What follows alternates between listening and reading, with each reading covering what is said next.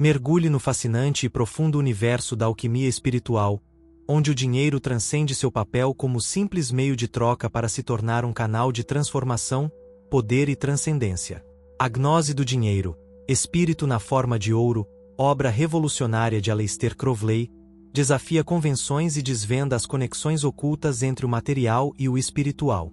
Nestas páginas, o ouro deixa de ser apenas um metal precioso e se revela como símbolo de poder divino, um veículo para a iluminação e despertar interior. Através das palavras de Crowley, um dos pensadores mais provocadores e enigmáticos do século XX, embarcamos em uma jornada para compreender como o dinheiro pode ser transmutado de mera riqueza terrena em uma fonte de energia espiritual. Não se trata apenas de acumular mais, mas de entender a verdadeira natureza do dinheiro, seu potencial para a transformação pessoal e como, ao compreender sua energia, podemos alcançar uma prosperidade que vai além do físico e toca o divino. Este texto não apenas revela a relação misteriosa entre espírito e ouro, mas também desafia nossas crenças mais profundas sobre riqueza, poder e o propósito da própria vida. A Gnose do Dinheiro não é um tratado sobre economia, é uma porta aberta para um entendimento superior, onde o dinheiro, longe de ser um fim, torna-se um meio para acessar sabedoria oculta e magia pessoal. Prepare-se para mergulhar em um mundo de conhecimento esotérico, onde o material se transforma em espiritual, e cada moeda, cada nota, é uma faísca que acende o fogo do despertar. A magia do ouro e a gnose de Crowley aguardam para guiá-lo a uma nova forma de enxergar o mundo. O ouro não é encontrado, ele é invocado. Eu retornei, não porque você me chamou com incenso, acendeu velas ou pronunciou meu nome em círculos trêmulos, mas porque sua alma, atormentada pela mediocridade, oprimida por uma falsa moralidade e mutilada pela culpa, ainda teme o dinheiro. Onde há medo, há correntes. Onde há correntes, eu venho para quebrá-las. Este livro, se você ousar chamá-lo sem temor, não é um guia para distribuir moedas nem uma coletânea de fórmulas para os cegos navegarem pela cidade dos homens. É um livro amaldiçoado para escravos e sagrado para reis, um grimório para aqueles que, à beira do abismo, compreenderam que o espírito não está separado da matéria, e que o dinheiro é a forma visível do desejo consciente. Você, que nasceu para dominar, mas aprendeu a pedir permissão, que proclamou sua fé no espírito, mas rejeitou o ouro como se fosse excremento de demônios, que buscou a luz em mosteiros enquanto o ouro brilhava nas mãos daqueles que não rezam, você mentiu para si mesmo por tempo demais. Eu vim para lhe oferecer um espelho, cru, mas verdadeiro. O ouro não é inimigo da alma. O dinheiro, esse espectro que alguns chamam impuro, é um servo espiritual da mais alta ordem, um elemental poderoso, um arcanjo acorrentado, um demônio à espera de ordens. E você, alma tíbia, ainda não sabe comandar. Por que escrevo isso?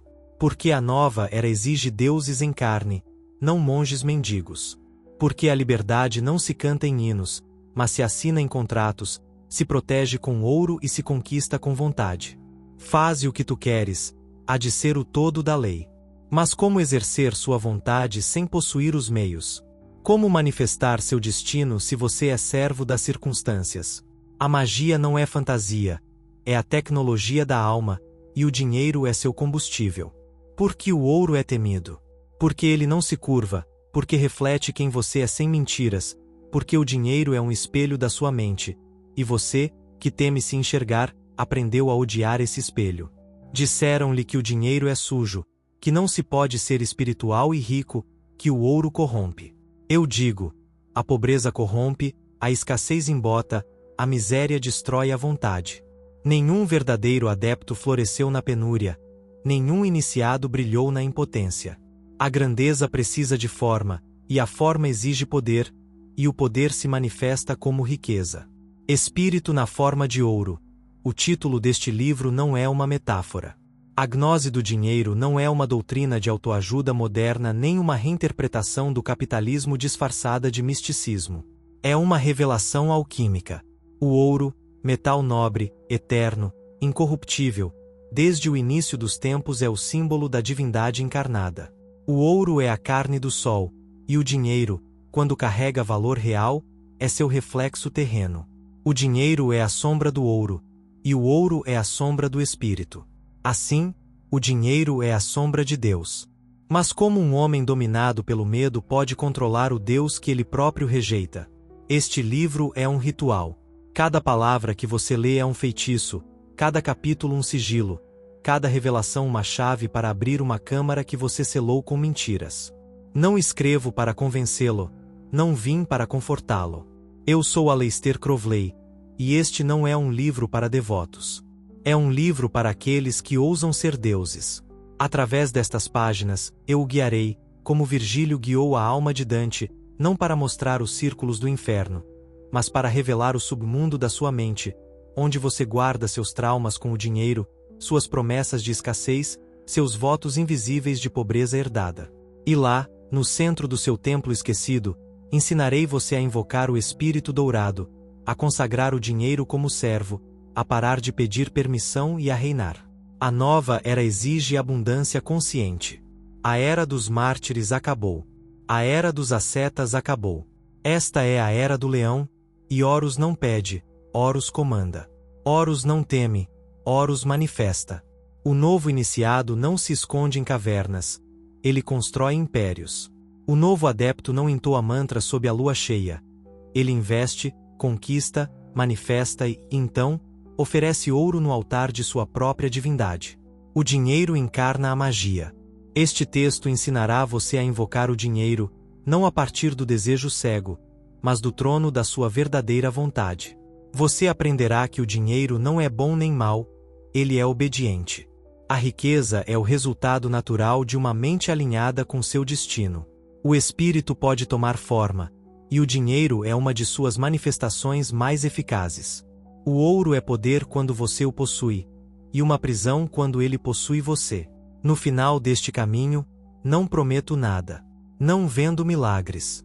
Não sou pastor de ovelhas, sou o rugido da fera.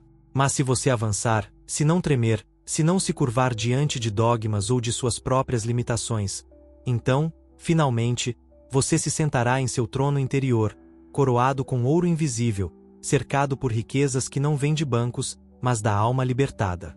Faze o que tu queres, há de ser o todo da lei. E se sua vontade for a riqueza, então riqueza você terá. Mas se sua vontade for o medo, que o universo lhe dê o que você mesmo decreta em silêncio. Eu sou Aleister Crowley. Este é meu Grimório Dourado. Vamos começar. Capítulo 1. O tabu do ouro. Por que os escravos temem o dinheiro? O ouro cheira a enxofre para aqueles criados no estábulo da obediência. Toda vez que uma mente fraca contempla uma fortuna, ela treme, não por ganância, que é natural e útil ao animal desperto, mas por culpa. Desde o primeiro suspiro, o escravo foi ensinado a temer o poder, e não há poder mais tangível, mais imediato, mais absoluto neste plano do que o dinheiro. O ouro é o sangue do mundo, e é por isso que as multidões são ensinadas a temer seu aroma, a olhá-lo com desconfiança, a chamá-lo de sujo, como se fosse algo externo a elas, quando, na verdade, o ouro sempre foi um espelho da alma. Vi santos viverem de esmolas enquanto pregavam renúncia. Cuspi em altares de mármore onde a humildade era adorada como virtude, quando não é nada além da amputação do eu. Caminhei entre sábios que rejeitavam o dinheiro com desdém, como se o universo encontrasse mérito em glorificar a miséria, e eu ri.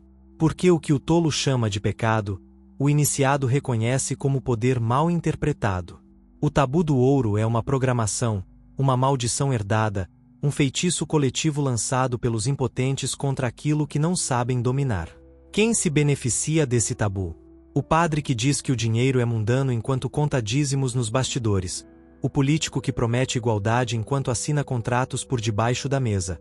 O pai que ensina ao filho que o dinheiro não é o mais importante, enquanto se prostitui diariamente em um emprego que odeia pelas mesmas moedas que o escravizam.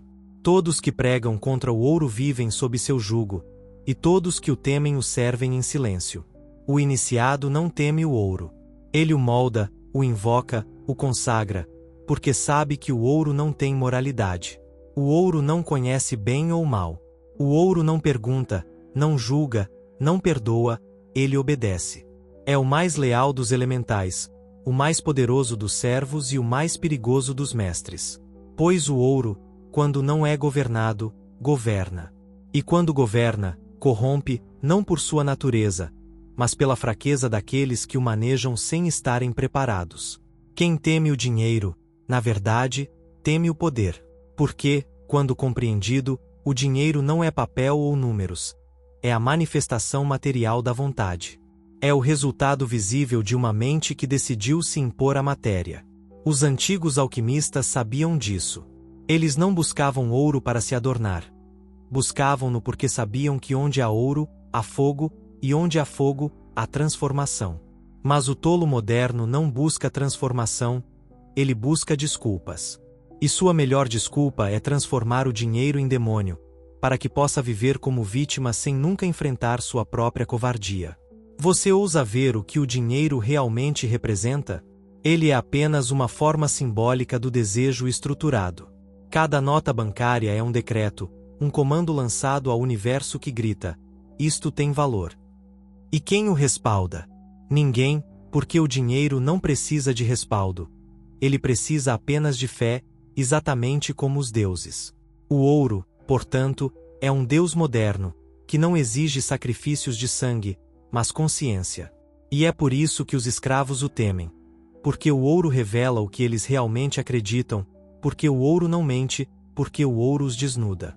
O tabu do dinheiro é o maior inimigo da liberdade espiritual, porque impede grandes almas de assumirem seu trono, porque condena o buscador a viver na mendicância mental, esperando que o universo recompense sua pureza com milagres que nunca chegam.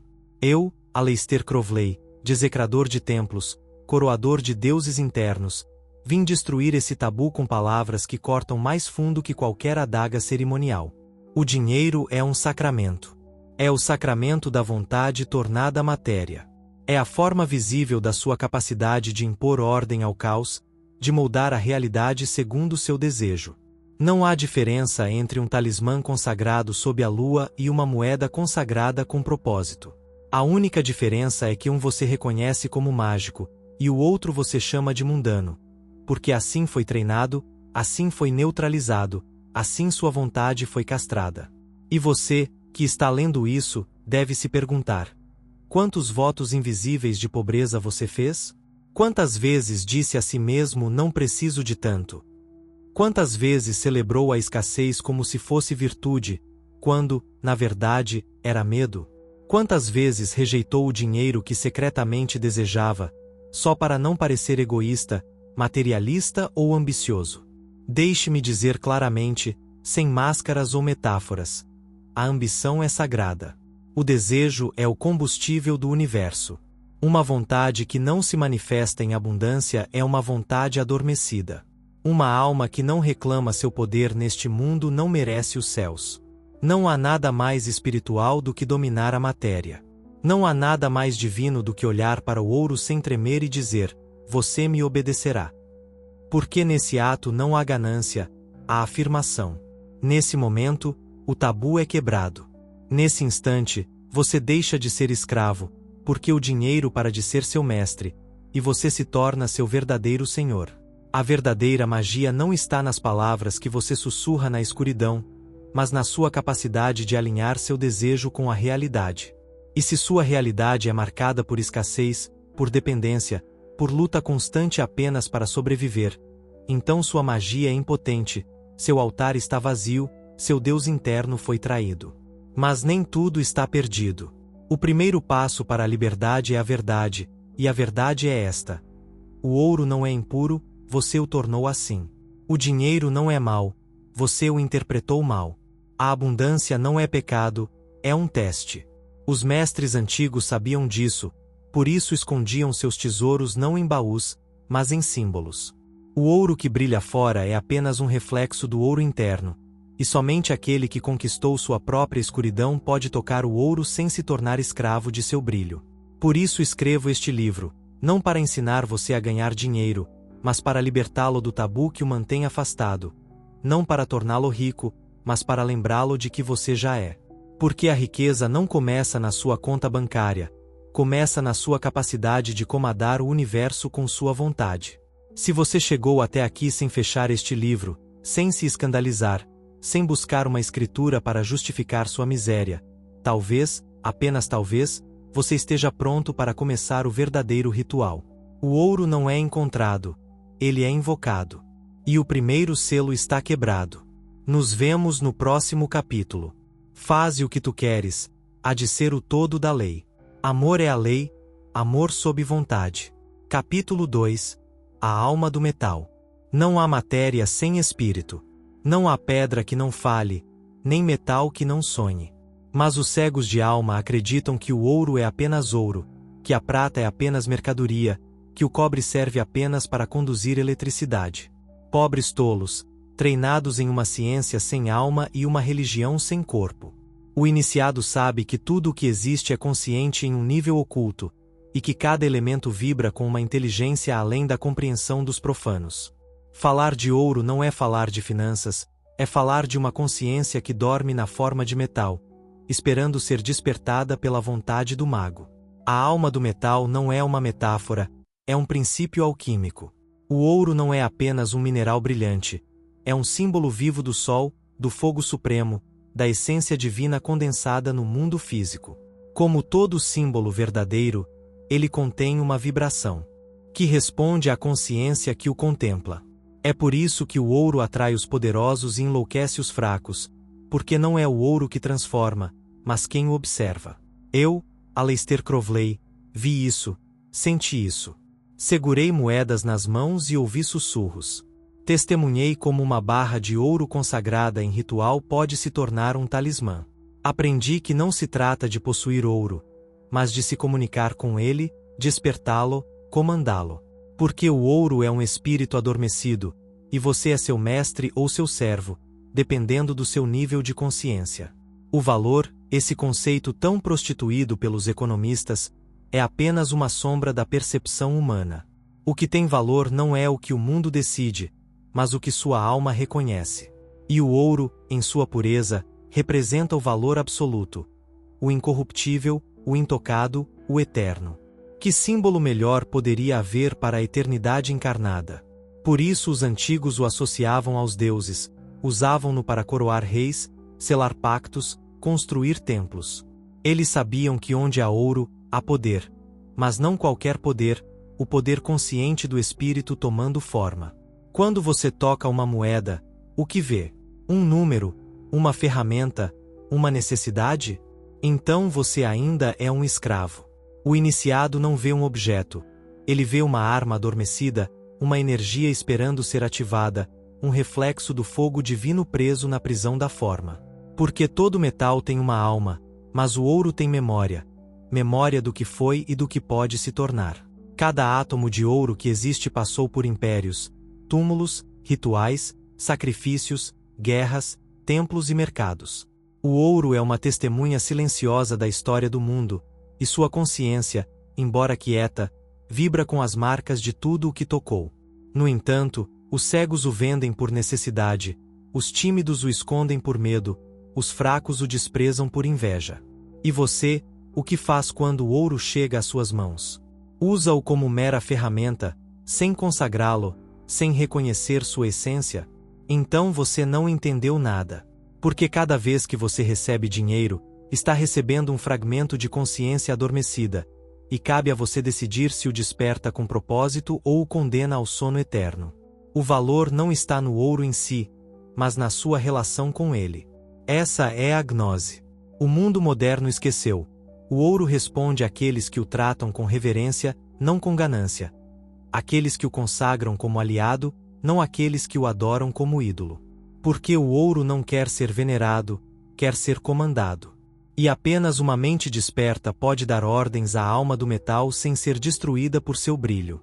E o que dizer do dinheiro moderno, esse cadáver sem alma impresso em papel? Ele também contém espírito, mas um espírito fraco, artificial, manipulado. Ele não vibra como o ouro puro, mas ainda pode ser consagrado, transformado em talismã, se tocado por uma vontade desperta. Porque a alma do metal não se limita ao ouro físico. Ela também se manifesta no símbolo, no número, na intenção por trás de cada transação. Se sua mente está desperta, até uma moeda falsa pode se tornar um canal de poder. Mas saber disso não é suficiente. Você deve praticar. Deve-se treinar na contemplação do valor, porque todo valor externo é um reflexo do valor interno. Se sua vida está cheia de carência, não é porque o mundo é injusto, é porque você ainda não despertou para a consciência do ouro dentro de você. Porque você não reivindicou o direito de atrair, multiplicar e usar a riqueza como um Deus encarnado faria. Porque você viveu sob a sombra do tabu, acreditando que possuir é menos espiritual do que renunciar. Eu renunciei a tudo, mas não por fraqueza, fiz isso para dominar. Porque aquele que não sabe soltar não pode possuir. O verdadeiro mago não se apega ao ouro nem o rejeita. Ele o contempla, o ativa, o consagra e o maneja como servo de seu propósito superior. A alma do metal está adormecida, sim, mas não para sempre. Ela espera apenas uma palavra verdadeira, uma vontade ardente, um mago que não trema diante de seu poder. Ela espera que você pare de tratar o dinheiro como inimigo, como recurso, como fetiche moderno, e comece a tratá-lo pelo que realmente é, uma extensão viva da sua consciência. Você ousa falar com o ouro, colocá-lo em seu altar, dizer a ele: você me serve porque eu sou seu mestre.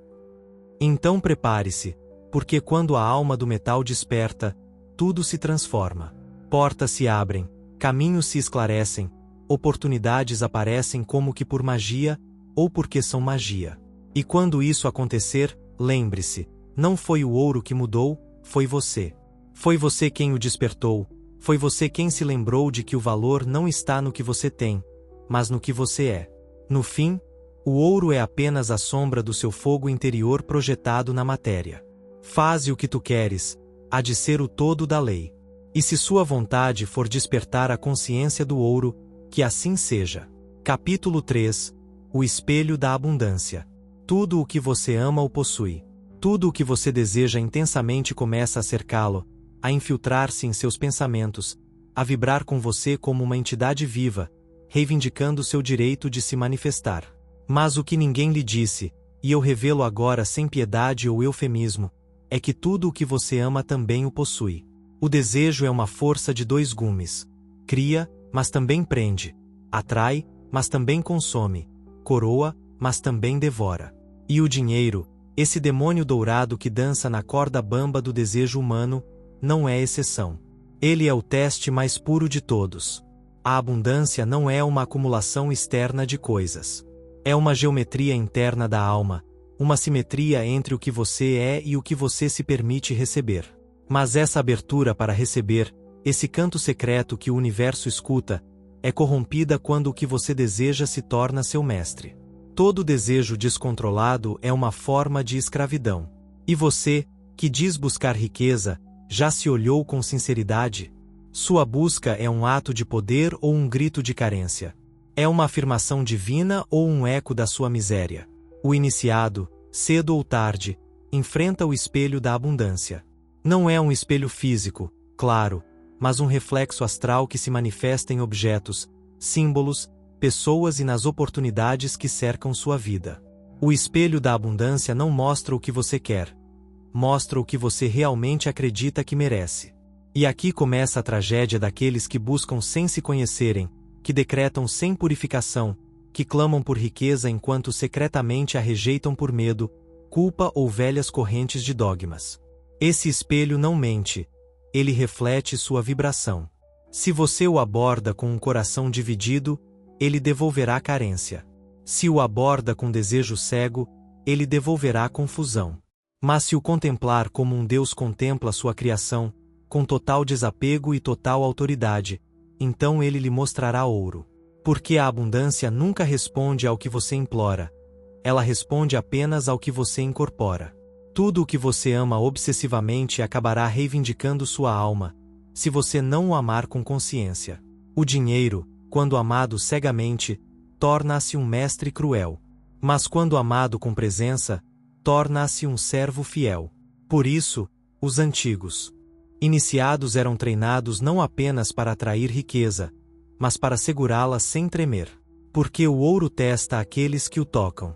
O ouro revela o impostor. O ouro grita sua verdade interna para o universo, sem pedir permissão. E o que acontece quando um ser não está preparado para segurar a abundância que exige?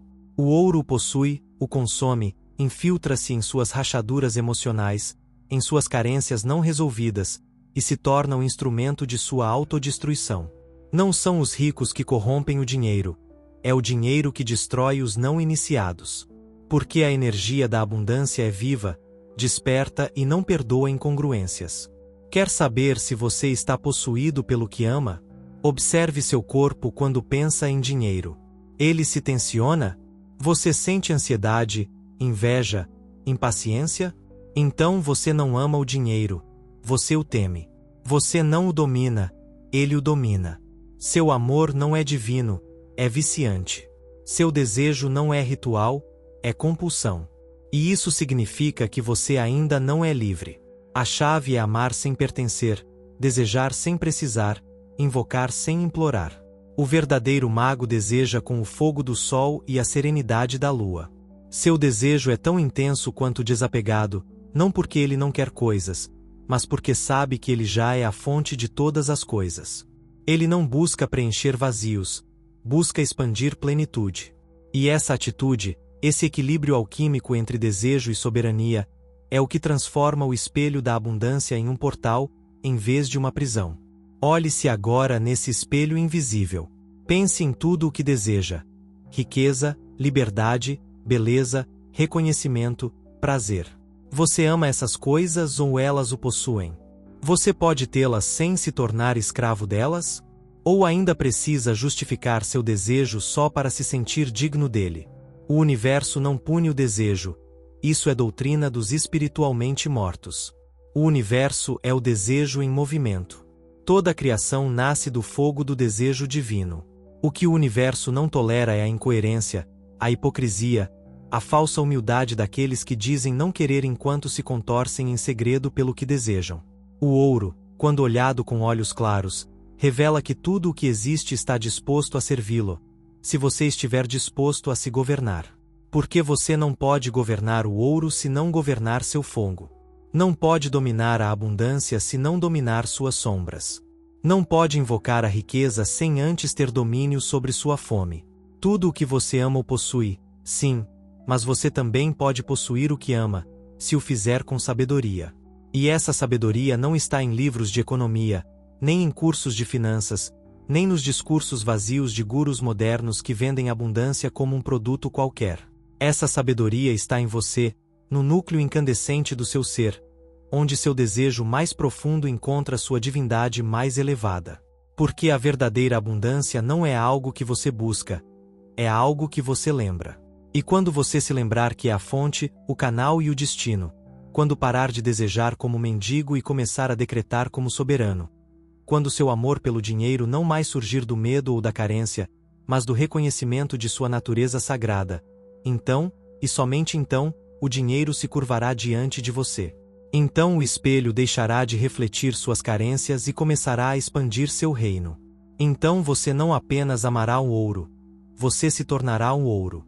Faze o que tu queres, há de ser o todo da lei. E que sua vontade seja pura, brilhante e poderosa como o metal que desperta deuses adormecidos. Capítulo 4. O dinheiro é um eon. Cada era dá à luz seu próprio Deus, e cada Deus é apenas um reflexo da consciência que o cria. Nos tempos antigos, homens ofereciam sangue a divindades que exigiam obediência. Em outros tempos, incenso, orações e silêncio eram suficientes. Mas o Deus deste novo eon não quer incenso, cânticos ou mártires. Ele quer movimento, desejo, vontade cristalizada. Seu rosto não está em ícones de madeira entalhada nem em templos empoeirados. Seu rosto brilha em moedas, nos dígitos vibrando pela teia invisível, nos acordos que constroem impérios. Seu nome não é mais Krishna ou Buda. Seu nome é dinheiro. Isso o perturba? Então você ainda está adormecido. Porque o dinheiro não é apenas um meio de troca ou uma criação do homem moderno. O dinheiro é uma manifestação do espírito do eon atual, um Deus que não precisa ser acreditado para operar, pois atua mecanicamente, arquetipicamente, simbolicamente. O dinheiro, como força viva, é o Deus do movimento, da escolha, da responsabilidade e do poder. E, como qualquer Deus verdadeiro, exige sacrifício, o sacrifício da sua ignorância, dos seus medos, dos seus apegos morais à escassez. Você, que lê estas palavras, pode ainda se agarrar ao Deus do passado, aquele que exigia pobreza em troca de redenção, que prometia céus inalcançáveis como recompensa por um sofrimento bem suportado, que desprezava aqueles que desejavam algo além da penitência. Mas esse Deus, fraco, punitivo, inerte, já foi devorado. O novo Eon não permite mártires, apenas criadores. E o Criador não espera, ele manifesta. Este é o Eon de Horus, e Horus não é um Deus compassivo. Ele é um Deus solar, feroz, que exige expansão, ação, execução. Horus não espera que você seja humilde. Ele espera que você seja poderoso. Horus não recompensa os fracos. Ele exige que você se levante com seu fogo interior e tome o que é seu. E o dinheiro, nesta nova ordem, tornou-se o avatar mais visível dessa energia, porque o dinheiro é a condensação energética da vontade em ação. Mas, como qualquer Deus novo, o dinheiro foi mal entendido. Alguns o adoraram cegamente, outros o demonizaram na ignorância. Construíram templos financeiros tão vazios quanto as catedrais do passado, porque o dinheiro sem consciência é caos sem direção, é decadência sem propósito, é tirania. O dinheiro não é o inimigo é o vazio interior do homem. O homem que recebe riqueza sem ter despertado é devorado por esse novo Deus, não com violência, mas com evidência. Porque o ouro substituiu o dogma, o sucesso substituiu o sacrifício, a expansão substituiu a penitência. O ser desperto não implora mais, ele cria. Isso não é um chamado à ganância, é um grito por liberdade. O novo Eon não busca acumuladores de objetos, busca manifestadores de propósito, aqueles que entendem que o dinheiro é poder, e que o poder sem consciência é corrupção, mas o poder com consciência é iluminação. Se você deve adorar algo, que seja o Deus que permite agir, que o empurra a construir, que exige que você esteja presente. O dinheiro não tem rosto, mas tem presença. Não tem moralidade, mas tem consequências. É a energia mais pura da nova era, porque é absolutamente neutra. Dá a você exatamente o que você é. Quer saber quem você é? Observe como o dinheiro se move na sua vida. Ele flui facilmente? Então você é um canal aberto. Ele se esconde, escapa, apodrece em suas mãos? Então você é um vaso quebrado, um cálice sem altar. Porque esse novo Deus, o Eon vivo do dinheiro, não perdoa incoerências. Ele não responde a orações, responde a vibrações. Não obedece a ordens, obedece à certeza. Não aparece por necessidade, aparece por lei. E essa lei é chamada vontade. Não escrevo para seduzi-lo, não persuado, eu decreto. Porque vi além do véu, testemunhei o fim do velho mundo e a ascensão do novo. Testemunhei o julgamento das religiões que envenenaram a alma com culpa e o nascimento de uma era onde o indivíduo é seu próprio templo. E nesse templo, o dinheiro não é mais profano, é sagrado. Sagrado porque representa possibilidade, porque o confronta, porque multiplica o que você toca, porque não responde ao medo, mas ao domínio. Quer abundância? Então honre o novo Deus, mas não com idolatria, com presença. Não com adoração, com domínio. Não com servidão, com consciência. Porque o dinheiro não quer que você o adore. Quer que você o use, que o coloque a serviço da sua mais alta expressão, que construa templos com ele, que alimente sonhos, que transforme ideias em impérios. Porque é isso que o verdadeiro mago faz. Transforma energia em forma.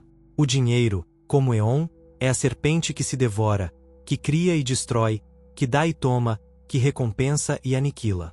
Mas você decide, usará o dinheiro como uma espada ou se curvará diante dele como escravo.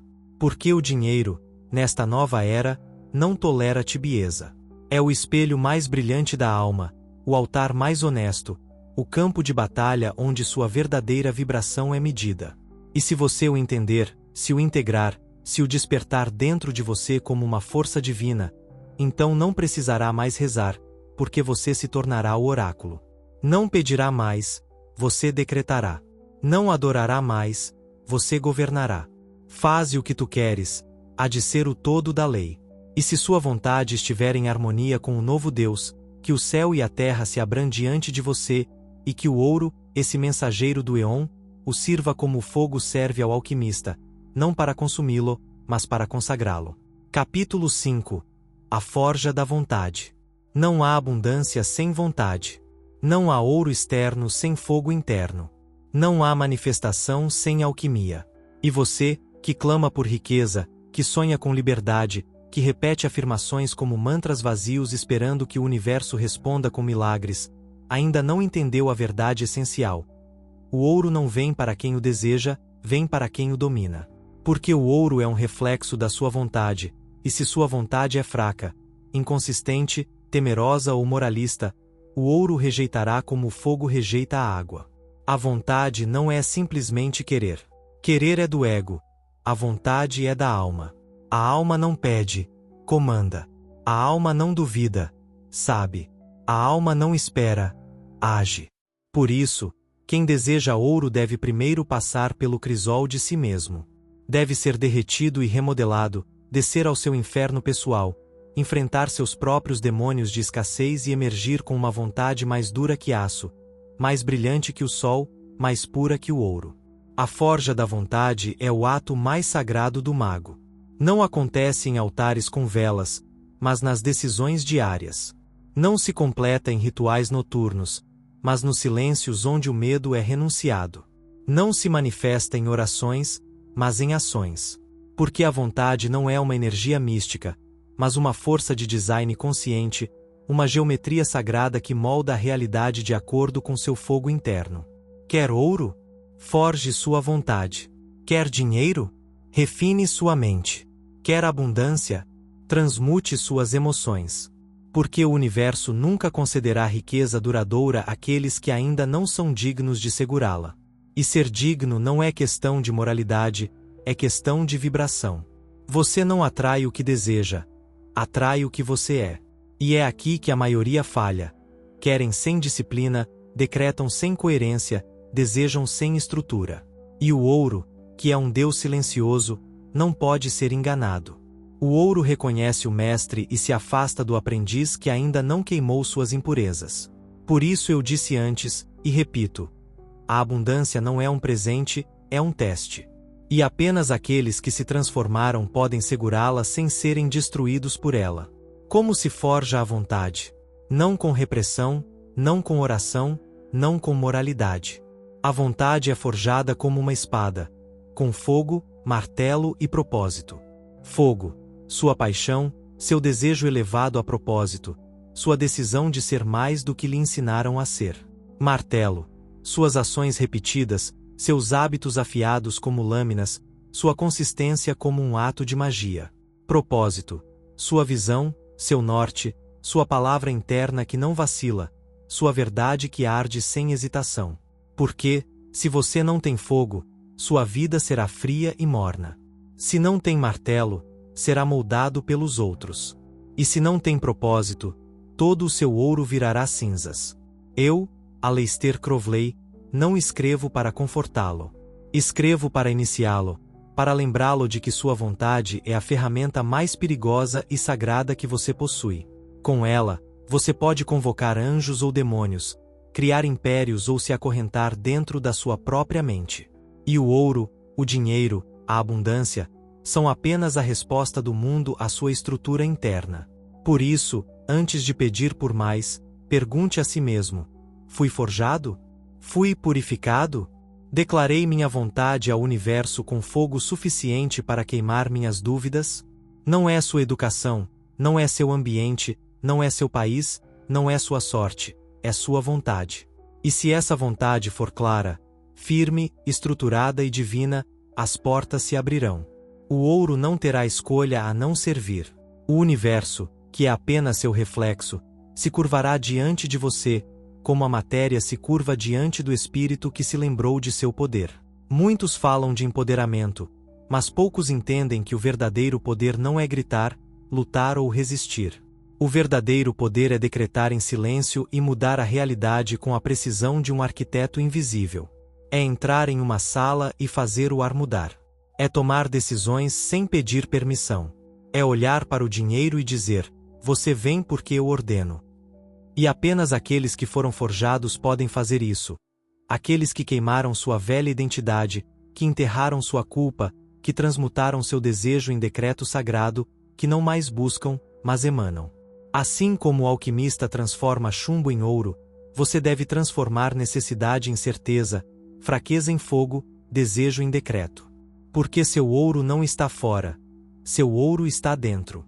E quando você reconhecer isso, o mundo inteiro não terá escolha a não ser se ajustar a essa frequência. Porque o ouro externo é apenas a resposta do universo ao seu ouro interno. Não se prepare para receber mais, prepare-se para ser mais. Não pergunte que ritual usar. Pergunte se você é o ritual. Não foque no dinheiro. Foque naquele que segura o dinheiro com as mãos de um espírito desperto. E então, somente então, o ouro virá até você como servo, como espelho, como selo, como confirmação de que você não é mais um mendigo, nem um buscador, nem um escravo dos seus desejos. Você é o mestre do ouro interno. Faze o que tu queres, há de ser o todo da lei. Capítulo 6. O ritual da posse. Entre a magia do desejo e a arte de receber, o desejo sozinho não basta. Desejo sem ação ritualizada é apenas um suspiro na tempestade. E você, que passou anos desejando sem resultados, que clama ao universo com uma língua quebrada de tanto pedir, ainda não entendeu que possuir é uma arte, um direito, uma consagração de fogo e certeza. A posse não é o resultado de obter, mas o ato de declarar o que é obtido como parte essencial do seu ser. Observei o mundo moderno mendigar seu destino, rezar para que o ouro chegue, manifestar com afirmações sem poder interno, visualizar castelos enquanto sua alma vibra em carência. Vi feiticeiros de neon falarem de abundância enquanto sua energia gritava necessidade. Todos querem receber, mas quase ninguém aprendeu a possuir. E possuir, ouça com atenção, não é o mesmo que ter é circunstancial. Possuir é ontológico. Ter é acidental. Possuir é iniciático. Um mendigo pode ter dinheiro, um escravo pode receber riqueza, mas apenas aquele que possui com vontade desperta transforma esse ato em verdadeira alquimia. O ritual da posse não é celebrado com palavras, é celebrado na intimidade vibratória da sua consciência, naquele espaço onde o que você deseja deixa de ser externo e se torna emanação. O desejo, quando alinhado com a verdade do seu ser, é uma faísca sagrada, a chama que acende o ritual. Mas essa faísca deve ser sustentada, cultivada, transformada em gesto, intenção, estrutura vibratória. E somente então, quando o desejo foi elevado ao nível de decreto, você pode receber. Porque o universo não dá por compaixão, ele dá por ressonância. Esse é o erro fatal dos tolos. Acreditam que pedir é suficiente, que visualizar é o bastante, que imaginar substitui o trabalho ritual de integração. Mas o universo, esse espelho brutal da sua estrutura interna, não dá o que você pede. Ele dá o que você já aceitou como seu. O ritual da posse começa quando você para de esperar e começa a viver como se já fosse. Não fingindo, não atuando, mas habitando sua visão com tal intensidade que o ouro, o sucesso e a liberdade não têm escolha a não ser se manifestarem como o efeito natural do seu estado de ser. E como se recebe? Aqui está a parte esquecida. Receber também é uma arte. A arte de receber exige abertura, dignidade, responsabilidade. Quem não se vê como digno rejeita inconscientemente. Quem não curou sua culpa sabota sua abundância. Quem teme perder nunca será capaz de segurar. Vi magos que sabem invocar, mas não sabem reter. Vi criadores que alcançam, mas não conseguem habitar sua conquista, porque a energia da recepção é feminina, lunar, profunda. E muitos, presos na hiperatividade da busca, mutilaram essa parte sagrada de si mesmos. Receber é permitir que o universo o penetre. Receber é confiar que o que chega é resposta, não ameaça. Receber é abrir as mãos sem medo de que se esvaziem. Receber é se render ao seu próprio poder sem sabotagem. E isso também é ritual. É o silêncio que reconhece, é a gratidão que não implora, apenas afirma. É a certeza sem arrogância, é o saber do iniciado que não precisa de provas porque ele é a prova. O verdadeiro mago, Quando deseja, não se ajoelha, ele se ergue. Quando pede, não implora, ele declara. E quando recebe, não se surpreende, ele reconhece. Porque o ritual da posse não busca milagres. Ele é o milagre encarnado. Agora, direi algo que vai despedaçar suas crenças, se você ainda está preso na mentalidade de escravo. Tudo o que você não reivindica como seu com plena autoridade, você já perdeu. Porque no novo reino do leão, apenas o que é segurado por uma consciência desperta permanece. O resto se dissipa como fumaça, como miragem, como um castelo de areia nas mãos do vento. Este capítulo não é teoria, é uma conjuração. Eu lhe digo isso como alguém que caminhou pelos éons, que falou com os deuses da matéria e arrancou seus segredos com fogo. Aprenda a desejar com clareza, aprenda a receber com humildade, aprenda a possuir com soberania. Não diga espero que venha, diga já é meu. Não diga um dia terei, diga eu sou aquele que manifesta. Não diga queria que o dinheiro viesse, diga o dinheiro é meu reflexo, meu servo, ele caminha ao meu lado porque minha vibração o convocou. Você entende agora por que tantos falham? Porque não fizeram de sua vida um ritual. Porque não transformaram seu desejo em arte sagrada. Porque ainda vibram como escravos enquanto pedem os atributos dos reis. E o ouro, esse espírito ancestral que habita a corrente dos séculos, não tolera incoerência. Ele serve aquele que o honra, chega aquele que já construiu um altar interno, permanece com aquele que sabe sustentar seu fogo. O ritual da posse não é um evento, é um estado, é um caminho, é uma transmutação. E você, se entendeu, se sentiu o pulso oculto nestas palavras, se respirou o incenso invisível desta verdade, não é mais um mendigo. Você é um rei caminhando para seu trono, um mago consagrado em seu poder, um Deus despertando para sua herança esquecida. Faze o que tu queres, há de ser o todo da lei. E se sua vontade for possuir com dignidade o que sua alma decretou, que o universo se curve diante de você, como o tempo se curva diante do eterno. Capítulo 7. Magia financeira. O que é proibido sempre foi o mais sagrado. Porque o que o mundo chama de heresia, o iniciado reconhece como a raiz secreta do poder. E entre todos os conhecimentos ocultos, soterrados sob o pó dos templos e as maldições dos moralistas, um foi o mais temido, o mais distorcido, o mais negado, a magia do dinheiro. Porque onde há dinheiro, há poder. Onde há poder, há liberdade. E onde há liberdade, não há controle. O sistema não teme suas orações, ele teme sua abundância. O dogma não treme diante de seus rituais vazios. Ele treme quando você os realiza com intenção pura e se torna um canal imparável de manifestação. Os falsos deuses não sofrem por seus pecados. Sofrem quando você lembra que é o Criador de todo o valor. Por isso, escrevo este capítulo como um grimório, uma conjuração contra a mediocridade espiritual, um feitiço em favor do seu direito de atrair, usar e expandir o dinheiro com maestria sagrada. A magia financeira, sim, com K, porque não falo de truques, falo de poder, é a arte de intervir conscientemente na corrente energética do dinheiro para dominá-lo, transmutá-lo e multiplicá-lo. E note que isso não é superstição. É um alinhamento profundo com os princípios que governam a matéria. O dinheiro é energia, mas, mais que isso, é vontade cristalizada. Portanto, atraí-lo é um ato de conjuração. Usá-lo é um ato de governo. Expandi-lo é um ato de criação divina. Atrair não é implorar, não é esperar, não é repetir frases como papagaios presos em gaiolas de falsa positividade. Atrair é vibrar, é modificar seu campo energético tão profundamente que o dinheiro não tem escolha a não ser reconhecê-lo como um magneto legítimo. E isso não se alcança com afirmações, mas com presença, certeza e ação sustentada, enraizada em uma identidade que não mais pede, mas comanda. O mago financeiro não deseja riqueza. Ele a magnetiza, não por ganância, mas por missão. Ele sabe que cada moeda que entra em seu campo é uma ferramenta para executar sua vontade no mundo. Como atrair, então, em termos ritualísticos? Primeiro, desprograme-se. Quebre seus votos invisíveis de pobreza. Desmantele a moralidade decadente que associa riqueza a pecado. Jejue da culpa e medite na dignidade. Exercite o ressentimento contra os ricos. Tudo isso é feitiçaria antiga, um ritual de purificação. Depois, declare quem você é, não para os outros, mas para o universo. Não com palavras vazias, mas com símbolos, gestos, decisões.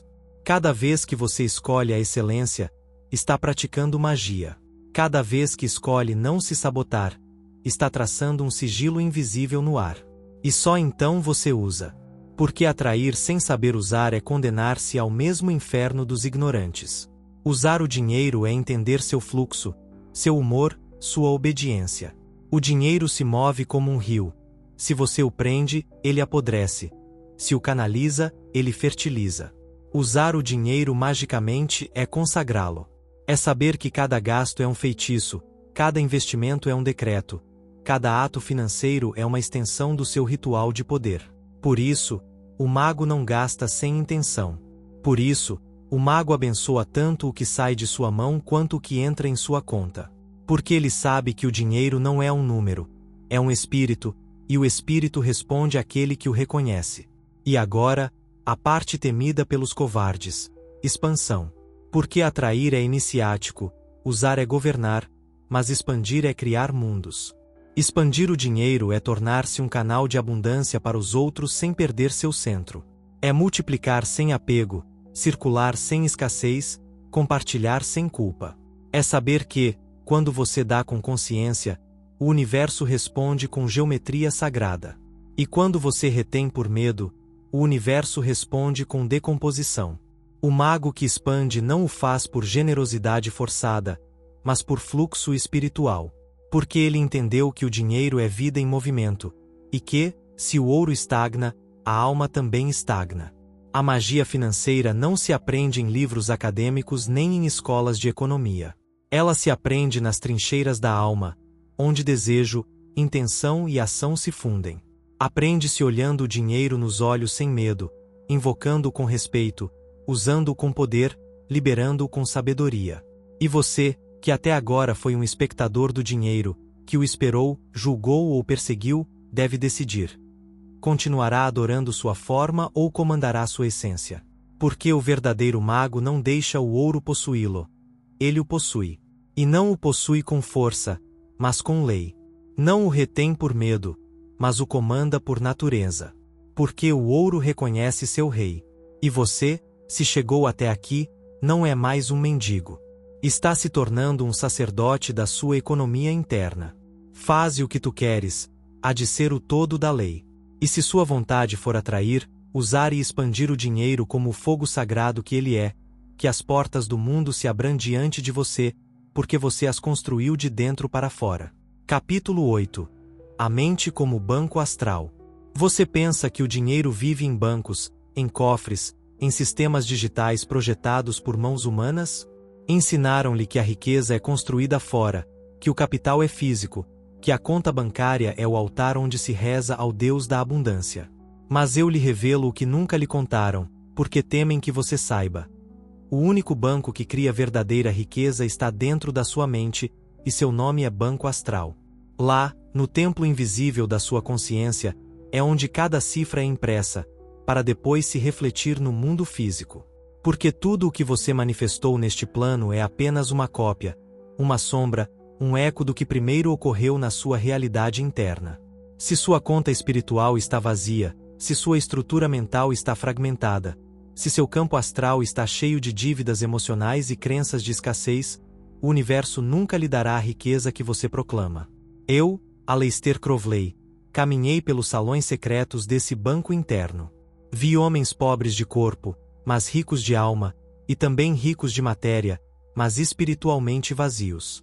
Entendi que o que define a fortuna não é a acumulação de ouro, mas a frequência vibratória que torna o ouro possível. E essa frequência não é alcançada por sorte ou mérito alheio. Ela é construída como um templo, gravada como um sigilo, impressa como um talismã na carne sutil da mente. Pense na sua mente como uma imprensa sagrada. Cada pensamento é uma moeda, cada emoção sustentada é uma transferência, cada crença é uma estrutura financeira, cada decreto é um investimento. O que você está imprimindo hoje? Que tipo de cédulas saem da sua mente? Riqueza ou ruína? Fé ou medo? Expansão ou repetição? A maioria imprime miséria sem saber. Pedem riqueza enquanto visualizam perdê-la. Declaram abundância enquanto seu corpo treme ao pensar em possuí-la. Sonham com sucesso enquanto sua voz interna sussurra: você não merece. Isso é uma operação bancária astral disfuncional, uma contabilidade esotérica no vermelho, uma ruína vibracional. Não vim para consolá-lo. Vim para lhe dar as fórmulas que queimam. A verdadeira riqueza é gravada na mente com o fogo da vontade. E para isso, você deve aprender a arte oculta de imprimir a realidade. Para que seu banco astral funcione a seu favor, primeiro transforme-o em um templo. Nada entra nesse templo sem ritual, nada se sustenta sem atenção, nada se expande sem consciência. Cada pensamento que você repete sem vigiá-lo é um cheque em branco para o caos. Cada emoção que você sustenta sem intenção é um empréstimo à sombra. Cada imagem que você permite sem filtro é uma assinatura no seu destino econômico. Os grandes magos não apenas vigiam suas palavras, guardam seus pensamentos como joias. Porque sabem que a mente é um portal, e o que é impresso nela acabará descendo ao plano da forma como dinheiro, oportunidades, contratos, heranças, negócios e milagres, que os ignorantes chamarão de coincidência. O mago, por outro lado, não vive de coincidências. Vive das causalidades ocultas que ele mesmo projetou. Quer saber como a riqueza é impressa no seu banco astral? Primeiro, com imagem. Visualize, sim, mas não como uma criança brincando com a imaginação. Visualize como um arquiteto, com detalhes, com estrutura, com certeza. Veja os números, os rostos, as assinaturas, os objetos, os arredores. Sinta o peso do ouro em suas mãos, o cheiro do papel novo da nota, a vibração da cifra transferida. E não faça isso como quem espera. Faça como quem lembra. Segundo, com emoção. A emoção é a tinta com que sua imprensa opera. Se você visualiza riqueza, mas sente dúvida, imprimirá dívida. Se imagina sucesso, mas sente medo, imprimirá fracasso. Sustente a emoção correta com a imagem correta, e você terá um cheque selado pelo universo. Terceiro, com repetição. A riqueza não é impressa com um único pensamento.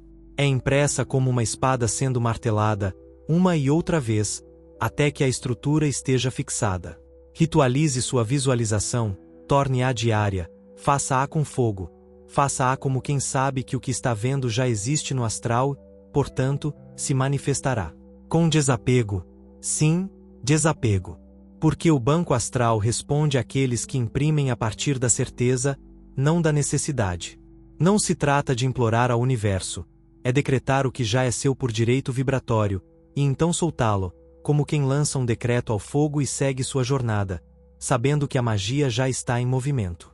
A mente é o berço da realidade, e o dinheiro é apenas uma ideia sustentada com tanta força que se torna substância.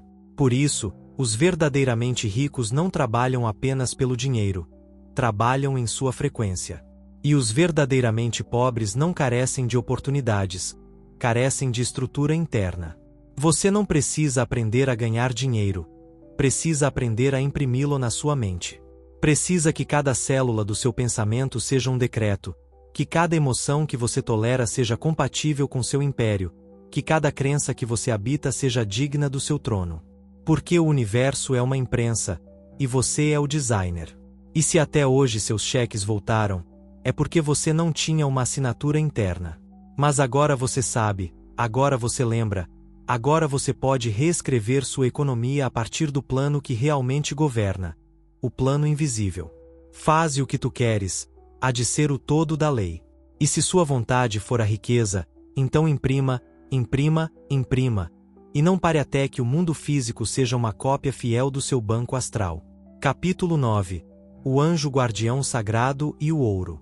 Muito se falou do anjo guardião sagrado, aquele eu superior que observa do reino invisível, aquele arquétipo radiante que guarda a faísca da sua divindade. Alguns o imaginam como um ser, outros como uma entidade externa. Mas o iniciado sabe que não é alguém, é o que você é quando queimou tudo o que não é. É sua vontade mais elevada manifestada em forma pura, sua coroa, seu destino antes da contaminação, a versão imutável e sagrada de si mesmo antes das máscaras, antes do medo, antes do nome. E se ele, ou melhor, isso, é sua essência incandescente, então toda manifestação que não estiver em comunhão com essa faísca será parasitária, será ruído, será miséria. Aqui surge a questão que separa os profanos dos iniciados. A quem seu dinheiro serve? Ele serve ao seu ego ou ao seu anjo guardião sagrado? Porque o ouro é energia, sim, mas também é uma espada. E toda espada pode ser empunhada para o bem ou para a destruição. O dinheiro, como extensão da sua vontade, serve à sua luz se sua consciência estiver alinhada com o anjo. Mas, se não estiver, servirá aos seus fragmentos, seus traumas, suas máscaras. Então, o ouro se tornará um chicote, uma prisão, um fardo, não porque o dinheiro é mau, já disse isso antes, mas porque ele serve fielmente ao mestre que o convoca. E quem está convocando dentro de você? Sua sombra, que quer possuir para esconder seu vazio. Sua criança ferida, que busca vingança por uma vida de carência. Seu ego inflado, que quer esmagar o mundo com seu sucesso. Ou seu anjo guardião sagrado, que deseja o ouro não para ornamento, mas para a missão, para a expansão, para a execução divina do propósito. Vi homens ricos em fortuna arrastando sua riqueza como correntes. Vi rainhas coroas presas no ouro que acreditavam controlar. Vi magos caídos, iniciados perdidos, sacerdotes materialistas construindo impérios para sustentar um falso Deus. O dinheiro que não serve ao anjo apodrece, escapa, torna-se uma maldição. E, caro leitor, isso não é moralismo, é alquimia prática. Porque o anjo não quer sua pobreza, não quer que você renuncie ao ouro. O anjo quer que você o governe em seu nome, que transforme o dinheiro em uma espada de luz, que o coloque a serviço do plano oculto que você mesmo desenhou antes do nascimento, quando era puro fogo, pura vontade, uma estrela sem corpo. E quando o dinheiro se subordina ao anjo, algo muda. A abundância não mais intoxica, a riqueza não mais divide, o sucesso não mais machuca. Porque tudo flui do centro, e esse centro é ele. Você sem o anjo é um vaso quebrado. Você com o anjo é uma coroa real. Quer saber se seu dinheiro serve ao anjo ou à sua sombra? Observe-se. Seu dinheiro lhe dá paz ou ansiedade? Ele o expande ou o confina? Ele permite que você sirva, crie, eleve, ou apenas alimenta sua máscara? Não se trata de doar, não se trata de distribuir culpa ou justificar a riqueza com caridade forçada. Trata-se de alinhar seu fluxo financeiro com seu fogo sagrado. Trata-se de fazer cada moeda que entra ou sai do seu campo uma extensão da sua verdadeira vontade. Não falo de viver como monge ou disfarçar sua ganância com misticismo. Falo de incorporar a realeza interna, aquela que não precisa de aprovação, permissão ou perdão. Aquela que não se curva à moralidade dos medíocres, aos dogmas dos famintos. O anjo não quer que você mendigue. O anjo quer que você se lembre de que você é ouro, que você é templo, que você é trono. Quando o dinheiro é dirigido pelo anjo, ele se torna um instrumento de precisão. Não é desperdiçado, não é escondido, não é acumulado por medo. É usado como luz, investido como semente, honrado como símbolo. E nesse estado, o dinheiro o procura, porque você não é mais alguém que quer ter. Você é alguém que já é. Aqui está a diferença essencial. A sombra busca o dinheiro para se preencher. O anjo recebe o dinheiro porque transborda. Você não atrai riqueza pelo que faz. Atrai pelo que incorpora, pela vibração que sustenta seu silêncio, pela coerência entre o que você pensa, o que faz e o que sabe que é. Não escrevo para convencê-lo. Eu, Aleister Crowley, não ensino espiritualidade popular nem metafísica adocicada. Eu invoco, declaro, consagro o ouro ao verdadeiro templo do Eu Sou. E se você está pronto, se sentiu o fogo por trás de cada palavra, então responda: a quem seu dinheiro serve? Porque, se ele não serve à sua vontade mais elevada, então ele está possuindo você. E se ele o possui, ele o nega. E se ele o nega, não importa quanto você tenha, você já o perdeu. Faze o que tu queres, há de ser o todo da lei. E se sua vontade vibrar na frequência do anjo, que o ouro do universo se curve e se torne um espelho da sua luz invencível. Capítulo 10. O Evangelho dos Iniciados Ricos. Nem todos os ricos são iniciados, nem todos os iniciados são ricos. Mas há uma elite invisível, uma ordem sem nome, sem templo, sem hierarquia terrena, formada por aqueles que fundiram seu ouro com o fogo da consciência. Eles não se anunciam, não pregam, não compartilham conselhos vazios nas praças das massas. Eles simplesmente manifestam, executam, governam. São os herdeiros do tesouro oculto, os guardiões do segredo mais temido pelo mundo moralista. A verdadeira riqueza não é encontrada, ela é lembrada.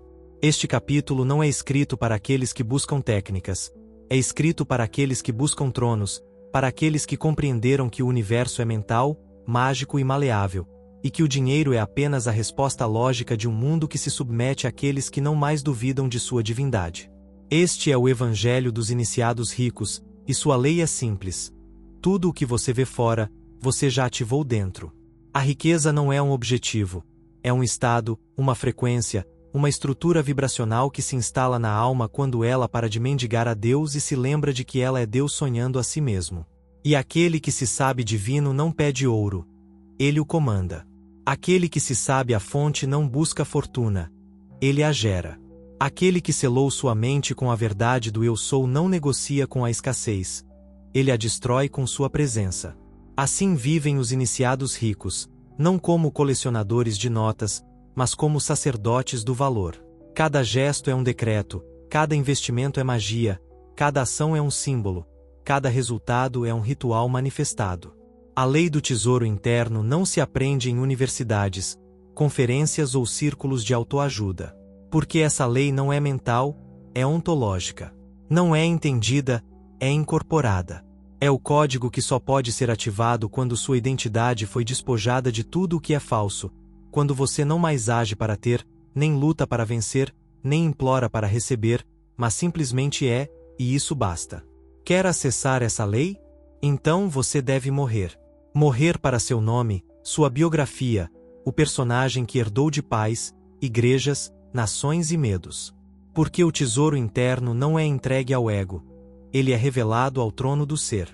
E esse trono só está disponível para aquele que cruzou o véu e retornou com olhos ardendo de certeza. O Evangelho dos Iniciados Ricos não está escrito em livros ou manuscritos. Está gravado em suas decisões, em seu silêncio fértil, em seu olhar que não mendiga, em sua capacidade de criar com palavras o que outros não conseguem com esforço. E não, isso não é privilégio, é design. E você, se chegou até aqui, não pode mais alegar ignorância. Você leu os sinais, foi tocado pelo fogo, e agora a escolha é sua. Permanecerá um buscador ou reivindicará seu lugar entre os iniciados? Porque este Evangelho não admite espectadores, apenas reis, apenas alquimistas, apenas criadores. Aqueles que compreenderam que tudo de valor no mundo é uma sombra do que já arde dentro. A riqueza visível é um sintoma, o dinheiro é uma consequência, o sucesso é uma onda expansiva. A causa está no tesouro interno, aquele núcleo indestrutível onde sua verdade habita sem palavras, seu ouro sem forma, seu poder sem história.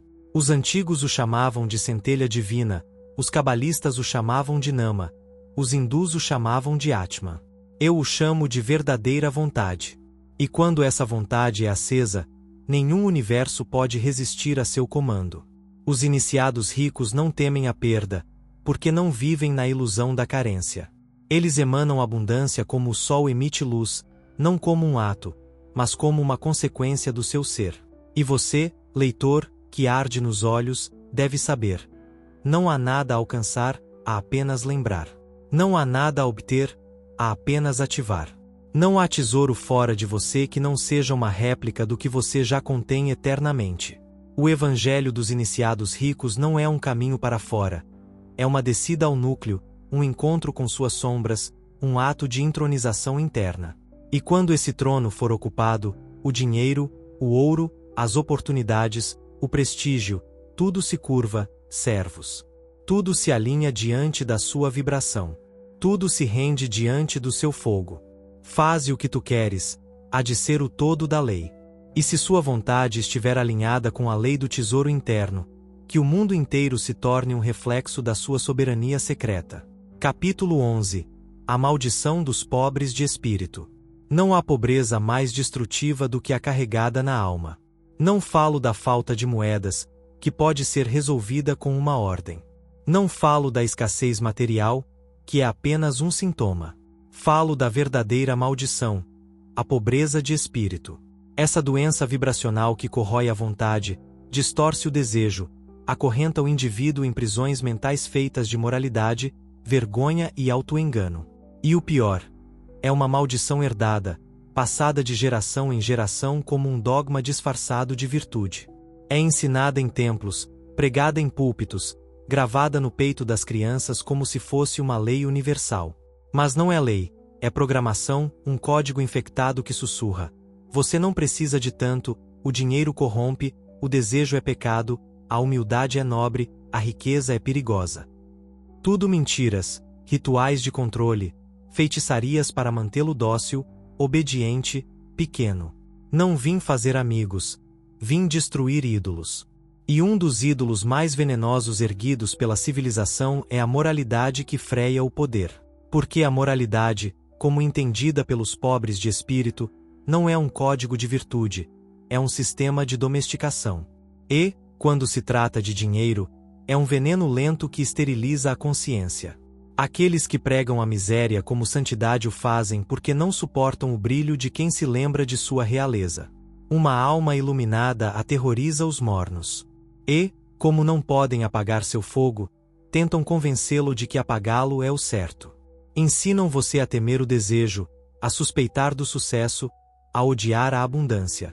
E você, em nome do bem, se mutila, renuncia, sabota, empobrece, acreditando que isso o tornará mais puro. Mas a pobreza não é pureza.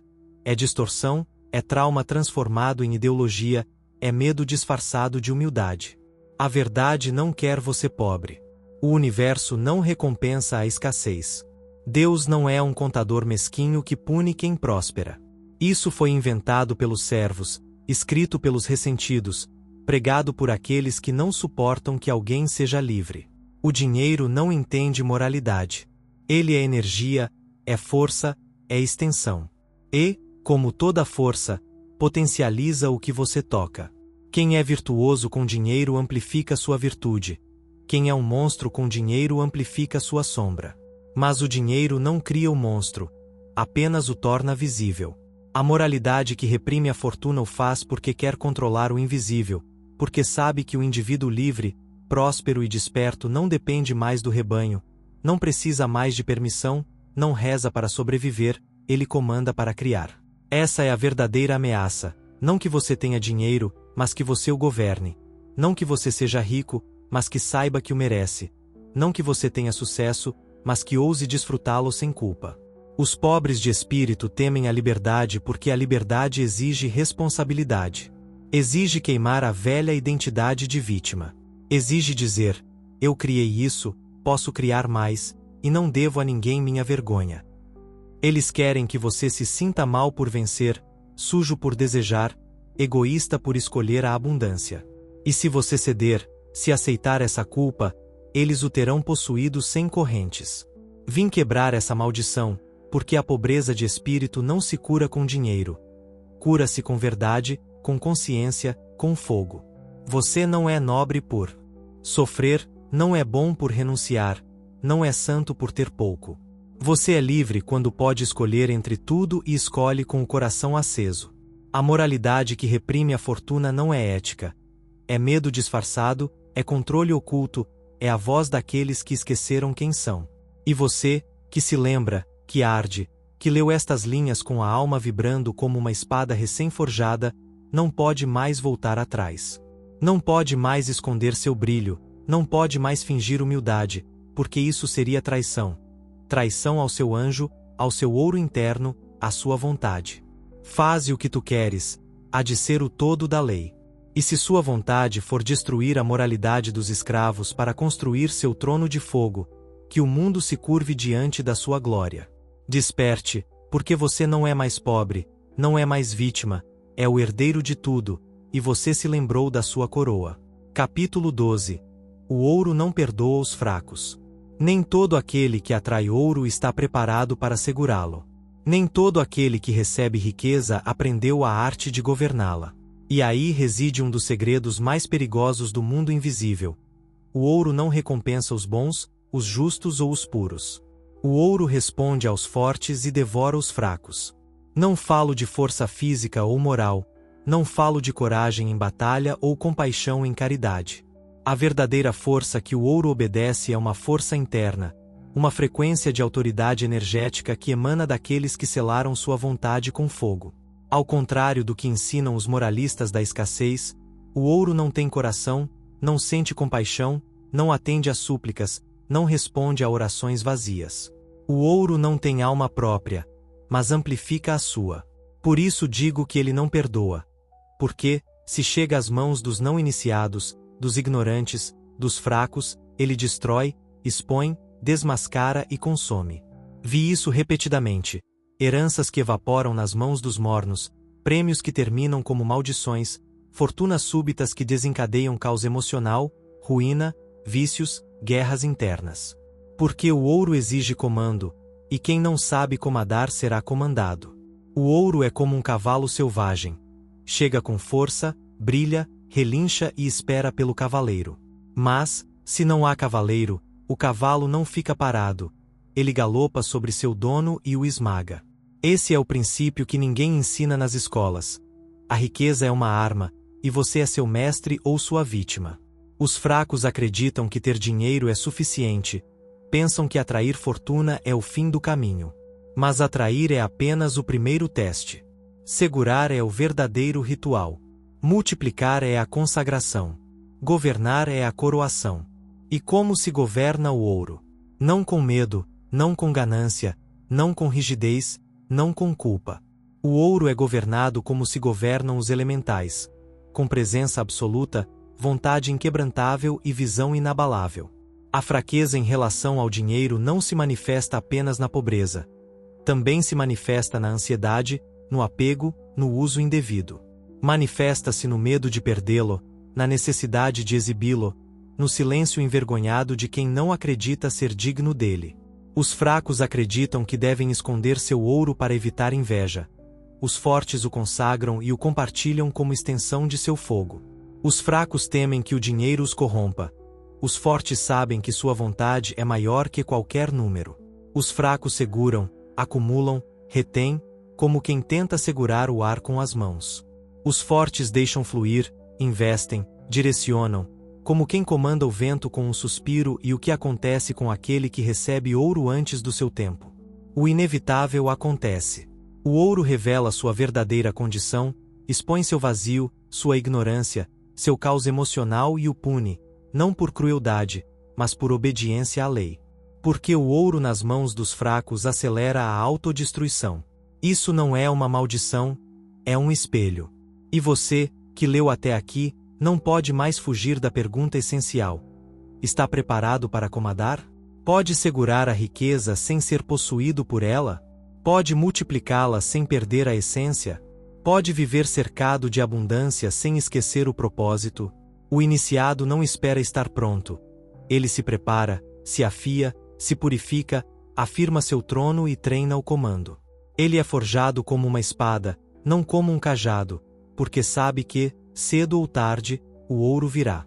E quando vier, não será uma recompensa, será um teste. E se você não estiver pronto, ele tomará tudo de você, o quebrará, o humilhará, o fará se curvar para que você se lembre de que o ouro nunca foi o objetivo, mas o espelho do seu domínio. Essa não é uma mensagem de medo, é um aviso para aqueles que ousam.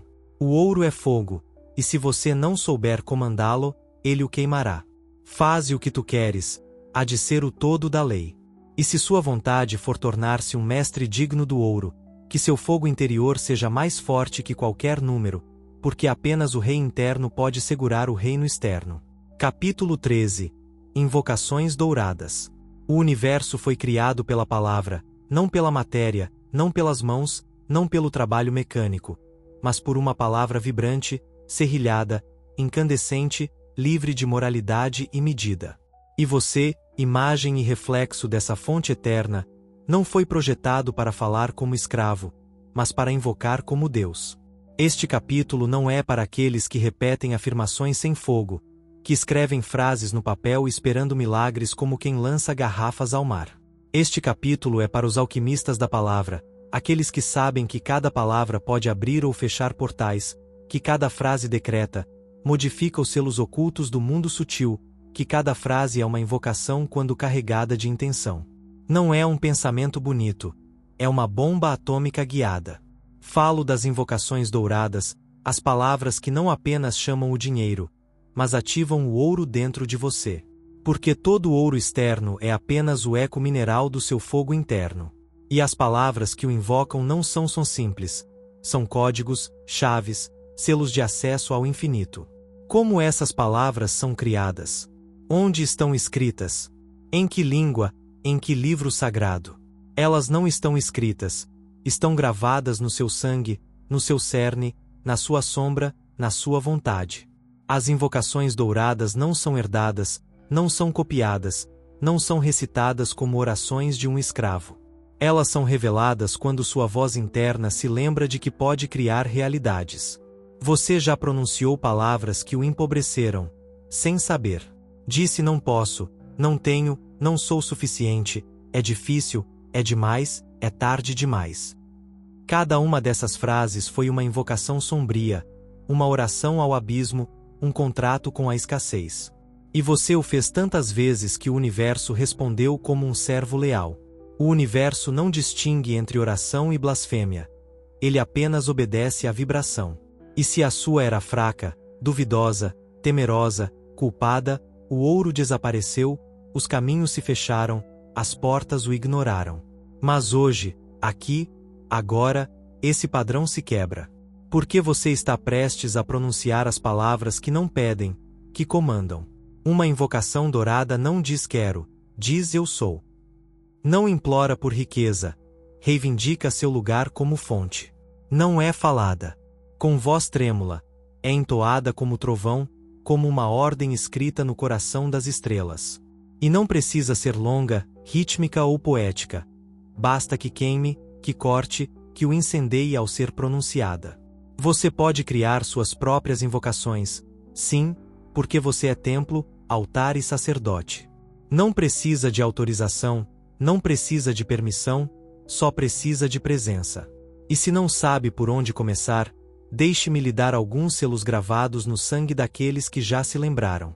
Eu sou o ouro que comando. Minha voz é lei no mundo da matéria. Onde estou, a riqueza, porque eu sou a fonte. O dinheiro me obedece, porque minha vontade é fogo. Eu declaro, decreto, manifesto minha realidade, e ela se curva diante de mim. Essas não são frases, são espadas. E se você as pronunciar com consciência, sentirá o tremor no ar, sentirá a geometria invisível se reordenando, sentirá os selos do infinito se abrindo, um a um, até que o ouro não tenha escolha a não ser aparecer. Mas cuidado, uma invocação mal pronunciada, sem presença, sem identidade desperta, é apenas ruído. O ouro não responde ao eco, responde ao centro. Responde àquele que já tomou seu trono interno, que não mais duvida, que é. As invocações douradas são ferramentas, sim, mas também são testes. Cada vez que você as pronuncia, o universo escuta e espera que você sustente sua palavra. Porque quem invoca, mas não age, se amaldiçoa. Quem declara e depois recua, se trai. Quem proclama riqueza, mas vive como pobre de espírito, se afoga em sua contradição. Está pronto para o mundo obedecer a você? Está preparado para a realidade se curvar diante da sua palavra? Então fale, mas não como homem, não como crente, fale como Deus. Faze o que tu queres, há de ser o todo da lei. E se sua palavra foi forjada na chama do Eu Sou, que todo o universo responda, e que o ouro caminhe até você como um servo eterno. Capítulo 14. Quando o mago se veste de rei. O mago caminhou sozinho. Desceu ao abismo da sua sombra, enfrentou suas máscaras, seus demônios, suas vozes herdadas. Exorcizou as frases dos seus pais, dos seus mestres, da sua cultura. Queimou doutrinas, nomes, dogmas, medos. E, no fim do caminho, não encontrou Deus, encontrou a si mesmo. Mas algo mais se escondeu naquele momento, nu de ilusões, limpo de mentiras, aceso com certeza. O mago não se contentou em saber, ele decidiu reinar. Porque saber sem manifestar é masturbação espiritual. Porque despertar sem ação é uma fraude. Porque lembrar quem você é e não viver como tal é o maior dos pecados ocultos. E por isso o verdadeiro mago, quando selou sua vontade com o fogo da experiência, se veste de rei. E quando o faz, a escassez morre. A escassez não é a falta de recursos, é a falta de um trono interno. É a ausência de comando, o vazio de quem duvida, o tremor de quem proclama, mas não sustenta, a contradição de quem deseja, mas teme possuir. Aqui está a diferença.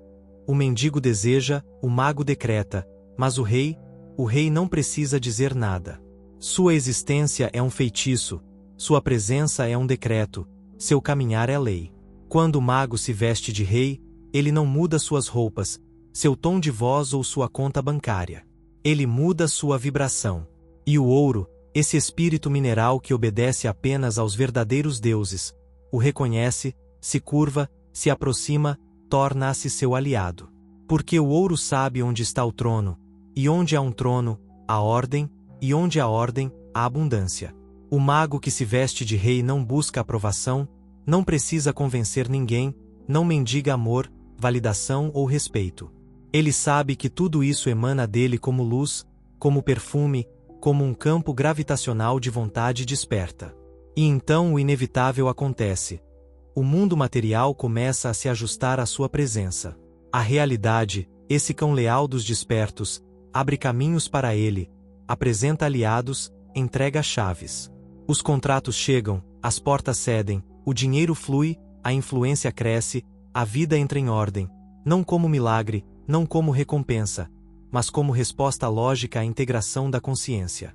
A escassez não pode habitar o mesmo corpo onde reside um rei, porque a escassez é parasitária, e a realeza interna não tolera hóspedes.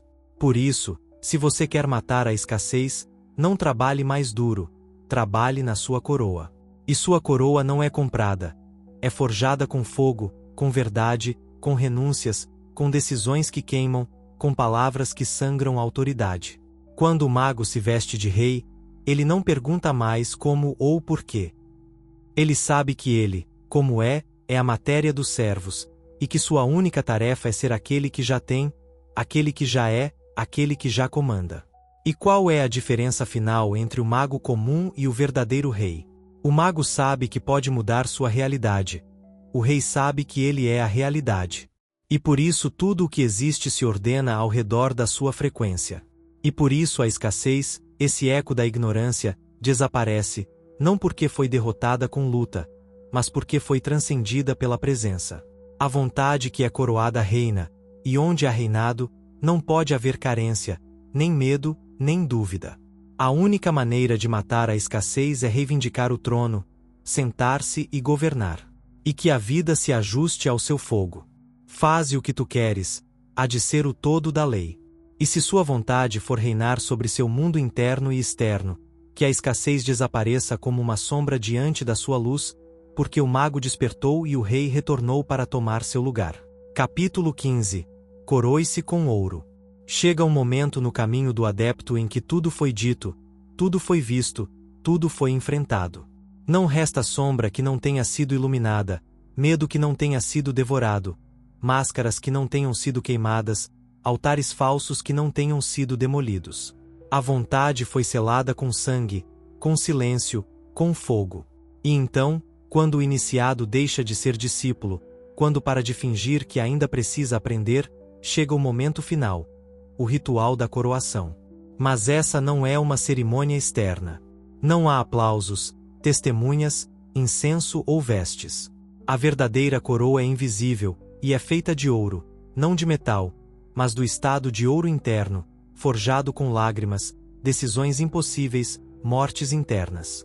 Coroar-se com ouro é o ato final do mago que não mais precisa de variação, que não mais se compara, que não mais mede seu poder pelo que tem, mas pelo que pode sustentar sem se perder. O ouro, nesse ato, não é mais riqueza. É um espelho, um símbolo, um decreto, um selo. Coroar-se com ouro é declarar perante o universo e os éons: eu me lembrei de quem sou. Derrotei o mendigo que vivia na minha mente. Matei o moralista que acorrentava meu desejo. Transmutei a culpa, o medo e a dúvida. E agora não espero pelo trono, eu o tomo. Esse é o ritual final do adepto próspero, e não é feito com velas. É feito com atitude, com postura, com ação. Não mais visualizado, é incorporado. Não mais invocado, é emanado. Não mais solicitado, é decretado. Porque tudo o que era busca torna-se presença, tudo o que era esperança torna-se certeza, tudo o que era intenção torna-se reinado. E aqui, nesse ponto, tudo o que parecia importante, dinheiro, conquistas, prestígio, números, torna-se secundário. Porque o ouro não é mais algo que você possui. É o que o compõe, o que vibra no seu olhar, o que caminha com você como um campo magnético inescapável. Você percebe a diferença? O mendigo diz: espero ter. O buscador diz: estou atraindo. O iniciado diz: eu já sou. Mas o adepto próspero, coroado com seu ouro, não precisa mais falar. Seu silêncio é império, seu caminhar é decreto, sua vida é um ritual constante. Esse ritual final não tem dia ou hora, não precisa de templo, não espera por estrelas alinhadas. Acontece quando você decide não mais adiar a si mesmo. Quando você caminha pela rua e sabe que o ouro virá até você, não porque você o merece, mas porque você não pode mais vibrar em outra coisa. Quando faz uma compra, um investimento, um compromisso, e o faz a partir da majestade, não da escassez. Quando diz sim a uma oportunidade e não treme. Quando diz não ao que não reflete mais seu trono e não explica. Então você se coroou. Então o ritual foi cumprido. Então você é ouro entre os homens. E o que acontece depois é o que a magia nunca pode prever. Porque, quando o adepto se coroa, as leis mudam, o tempo se dobra, os contratos se preenchem, as muralhas caem, o mundo se curva diante de você, não como escravo, mas como espelho de um rei que se lembrou de sua eternidade. Este capítulo é um espelho. Eu o entrego sem cerimônia, sem adornos, sem parábolas, porque você não precisa mais de palavras. Você só precisa reconhecer o momento. É agora. Está pronto? Está disposto a parar de fingir que precisa de mais preparação? Está disposto a matar o último mendigo, o último sabotador, o último ainda não? Então faça isso. Feche os olhos, respire e pronuncie dentro de si, sem medo, sem culpa, sem dúvidas, a frase que rompe todos os véus: eu sou o ouro encarnado. Deixe a vibração se expandir, deixe seu corpo sustentá-la, deixe sua alma gravá-la, deixe o universo ouvi-la. Porque esse será o exato momento em que o trono invisível se manifestará sob seus pés. E então, sim, sem voltar atrás, sem permissão, sem retornar à miséria, coroe-se. Faze o que tu queres, há de ser o todo da lei. E se sua vontade se lembrou de que você sempre foi rei, que o ouro venha selar sua fronte. Capítulo 16. O fogo do desejo consciente. O desejo é a chama primordial, o primeiro sopro do universo, o pulsar que deu origem às estrelas. Mas o desejo, em sua forma bruta, é um animal selvagem, cego e faminto, que devora tanto o tolo quanto o sábio. O que diferencia o iniciado do profano não é a existência do desejo, mas sua qualidade. O desejo consciente é o fogo que forja impérios. O desejo inconsciente é a fogueira que consome almas. E o dinheiro, esse espelho reluzente da vontade humana, é o campo onde o desejo prova sua natureza, se é caos ou se é criação. Você já desejou riqueza, mas sentiu o peso da culpa? Já sonhou com abundância, mas ouviu a voz interna que sussurra não é para você? Essas são as correntes invisíveis, os selos de escravidão impostos por uma cultura que teme o fogo do desejo. Ensinaram-lhe que desejar é pecado, que querer demais é arrogância, que buscar ouro é trair o espírito. Mentiras! O desejo é o motor da criação, a faísca que move o cosmos. O que corrompe não é o desejo, é a inconsciência com que ele é manejado.